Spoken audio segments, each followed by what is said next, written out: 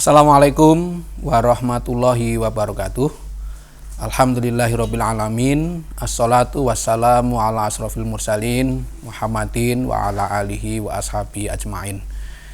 Pemirsa Mimbar Unima yang berbahagia, Rasulullah Shallallahu alaihi wasallam bersabda, "Kafa bil mar'i kadiban an yuhaditsa bikulli ma sami'a." Seseorang itu cukup dikatakan sebagai seorang pendusta apabila dia mengatakan atau menyampaikan apa saja yang didengarnya. Nabi Muhammad SAW pada zaman ketika hubungan manusia masih sangat sederhana, apalagi dikaitkan dengan teknologi komunikasi, itu sama sekali sangat sederhana. Tetapi beliau sudah mengingatkan kepada kita sekalian supaya apa? Supaya dalam menyampaikan sesuatu itu harus disaring, harus diseleksi tingkat kepatutan, kepantasan dan yang sejenisnya. Itu spiritnya seperti itu. Sampai beliau ngecap ya, kalau orang apa saja disampaikan itu dianggap sebagai pendusta. Nah, pesannya adalah agar kita dalam menyampaikan sesuatu baik dengan lisan maupun tulisan itu betul-betul memperhatikan perspektif orang lain. Nah, bagaimana kalau orang lain itu membaca atau mendengar apa yang kita sampaikan? Apakah mereka itu sakit atau tidak sakit? Kalau kira-kira yang kita sampaikan itu menyakitkan orang lain, maka kita harus menahan diri untuk tidak menyampaikan berita itu atau kabar itu. Maka kita betul-betul dituntut oleh Rasulullah Shallallahu alaihi wasallam sebagai sumber informasi itu harus betul-betul bijaksana. Orang yang bijaksana adalah orang yang dalam melakukan sesuatu itu sangat hati-hati, sangat memikirkan pada masa yang akan datang, sangat memikirkan perasaan orang lain. Sehingga orang yang bijaksana dalam komunikasi itu adalah orang yang memiliki kepekaan sosial. Nah, kalau tidak punya kepekaan sosial, yaitu menjadi pendusta, menyampaikan apa saja yang diterimanya. Nah, pemirsa yang berbahagia, sedangkan kita sebagai penerima informasi itu betul-betul harus selektif. Sebagaimana firman Allah dalam surat Az-Zumar ayat 18. A'udzubillahi minasyaitonirrajim. Alladzina yastami'unal qaula fayattabi'una ahsanah. Ulaikal ladzina hadahumullah wa ulaika hum ulul albab. Orang-orang yang mendengarkan perkataan kemudian mengikuti yang terbaik. Ini kalimat yang menarik ya. Ketika mendengarkan perkataan atau sumber informasi atau ajaran itu terbuka. Jadi dari manapun kita terima, tapi kemudian mengikuti yang terbaik. Orang kalau mengikuti yang terbaik berarti hanya mendengarkan dari yang baik-baik, lalu dipilih yang terbaik. Orang yang bisa memilih itu berarti orang yang merdeka, orang yang kritis, orang yang terbuka. Maka sikap kita terhadap informasi adalah terbuka, kritis, dan selektif. Sehingga kita tidak menjadi orang yang menjadi celaka gara-gara berseliwerannya berbagai macam informasi yang sampai kepada kita. Nah, oleh karena itu, ini betul-betul sikap yang bijaksana, baik sebagai sumber informasi maupun sebagai penerima informasi. Ini perlu kita sampaikan Sebab pada masa-masa sekarang ini kearifan itu hampir hilang ya. Kalau kita menyaksikan orang-orang yang berdialog, berdiskusi di ruang publik, itu betul-betul tidak terbayangkan pada masa lalu akan terjadi seperti itu. Orang diskusi kok sampai menuding-nuding muka orang lawan bicara, itu kan sama sekali jauh dari prinsip-prinsip keadaban. Maka sangat luar biasa Al-Quran itu. Dalam surat An-Nahl ayat 125, Allah berfirman, A'udzubillahi minasyaitonirrajim, Ud'u ila sabili rabbika bil hikmah wal mau'izatil hasanah wajadilhum billati hiya ahsan. Serulah ke jalan Tuhanmu dengan bijaksana, dengan nasihat yang baik, dan debat yang lebih baik. 3 cara ini diperintahkan. Yang pertama bijaksana. Perintah pertama itu melandasi bisanya terlaksana perintah yang kedua dengan cara yang baik. Maka sebelum memberi nasihat, sebelum berdiskusi, harus belajar menjadi orang yang bijaksana. Jadi kalau belum bijaksana, belum menjadi orang yang bijaksana, itu ketika memberi nasihat pun juga pasti punya kepentingan-kepentingan yang tidak tulus. Tapi kalau orang yang bijaksana, itu memberi nasihat pun juga menyenangkan kepada orang yang diberi nasihat.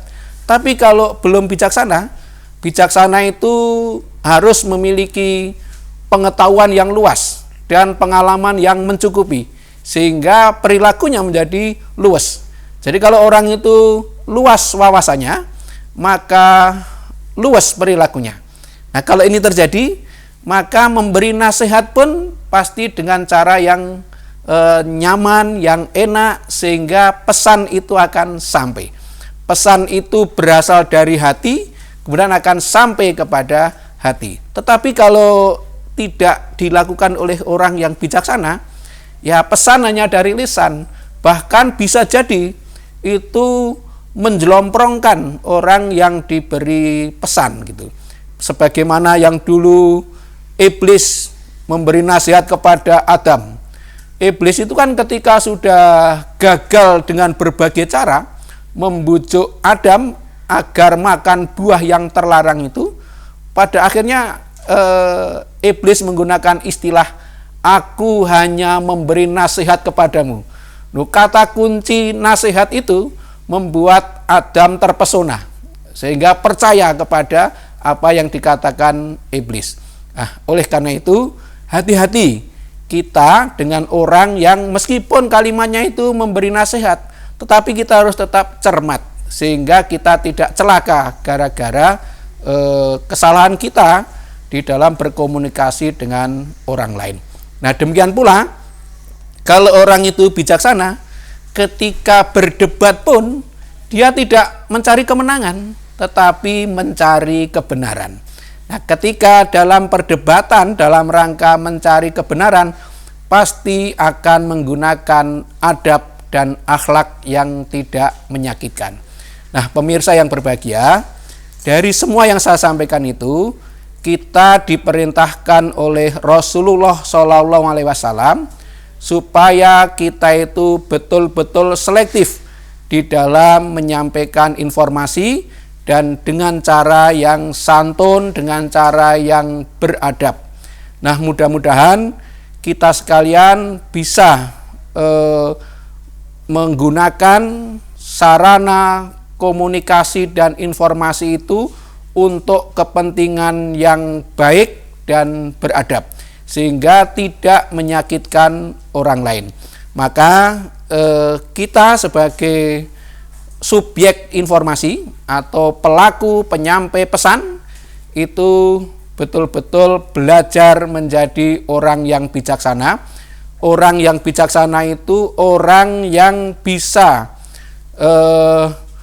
menyampaikan sesuatu dengan perspektif orang lain, bukan manut wudele dewe ya, tetapi juga membayangkan orang lain itu seperti apa ketika mendengar apa yang kita sampaikan. Jadi tidak sekedar itu benar, bahkan tidak sekedar itu fakta. Meskipun itu fakta, tetapi kalau itu disampaikan membuat orang lain tidak nyaman, ya harus kita menahan diri untuk tidak menyampaikan. Contoh begini, ada kecelakaan di jalan, sampai katakanlah sirai ki remuk gitu. Itu kan orang pengen menyampaikan informasi, seolah-olah dia menjadi sumber informasi pertama. Kalau jenengan memotret yang kecelakaan itu, kemudian disampaikan, itu sesuatu yang tidak beradab. Coba panjenengan membayangkan, kalau jenengan menjadi keluarga dari orang yang kecelakaan itu perasaannya bagaimana? Nah, inilah yang namanya kita belajar menyampaikan sesuatu itu dengan pertimbangan perspektif orang lain. Nah, kalau kira-kira itu menjadi tidak nyaman, meskipun fakta, kita harus menahan diri untuk tidak menyampaikan. Itu tidak hanya kaitan dengan adab, sesungguhnya secara jurnalistik itu juga menyalahi yang seperti itu. Hanya karena sekarang itu semua orang menjadi jurnalis, tapi tidak pernah belajar kode etik jurnalistik, nah sehingga kadang-kadang tidak mengenal adab-adab jurnalistik itu. Oleh karena itu, melalui mimbar Unima, saya betul-betul menyampaikan pesan bahwa penyampai pesan itu harus bijaksana. Bijaksana itu artinya bisa melakukan sesuatu dengan pertimbangan perspektif orang lain, juga empan papan, juga tepo seliro. Ketika para penyampai pesan itu tidak menggunakan adab dan akhlak yang mulia, maka media sosial khususnya itu bisa menjadi sangat kejam, bisa sangat menyakitkan orang lain.